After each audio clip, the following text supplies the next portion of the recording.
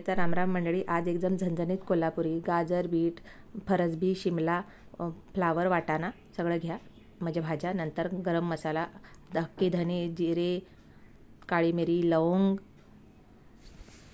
हिरवी वेलायची, तीळ, तेजपत्ता आणि लाल काश्मीरी मिरची. तुम्ही तिखटवाली पण घ्या. आणि नंतर हे खोबरं थोडंसं तेल टाकून कच्चापणा जाण्यासाठी तळून घ्या, थोडंसं म्हणजे लाल करून घ्या. त्याच्यात थोडेसे 2-4 काजू असेल तर चांगलं. नंतर हे पेस्ट एकदम बारीक करून घ्या. दुसरा मसाला तयार करूया. अद्रक, लसूण, कांदा तुम्ही चिरून पण घेऊ शकता. माझ्याकडे एवढा वेळ नाही तर मी तो तसाच चिरून घेतला, मिक्सरला बारीक करून घेतला आहे. नंतर तेल गरम करा.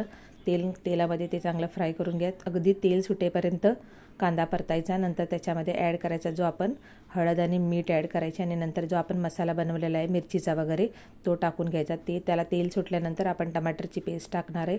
नंतर आपण त्याच्यामध्ये दूध ॲड करणार आहे. दूध ऑप्शनल आहे, तुम्ही त्याच्यात क्रीम ॲड करू शकता, पण दूध किंवा क्रीम दोन्हीपैकी नक्की ॲड करा, तरच ती चव येते. नंतर भाज्या ह्या सगळ्या चांगल्या धुवून घ्या मस्तपैकी.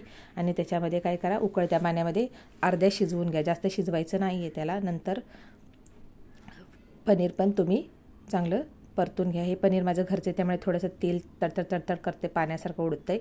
नंतर हे बघा, भाज्या चांगल्या अर्ध्या कुक झालेल्या आहेत, तशाच्या तशा हिरव्यागार दिसत आहेत. नंतर ह्याच्यामध्ये आपण 2-3 मिनिट भाज्या पण शिजवून घ्यायच्या.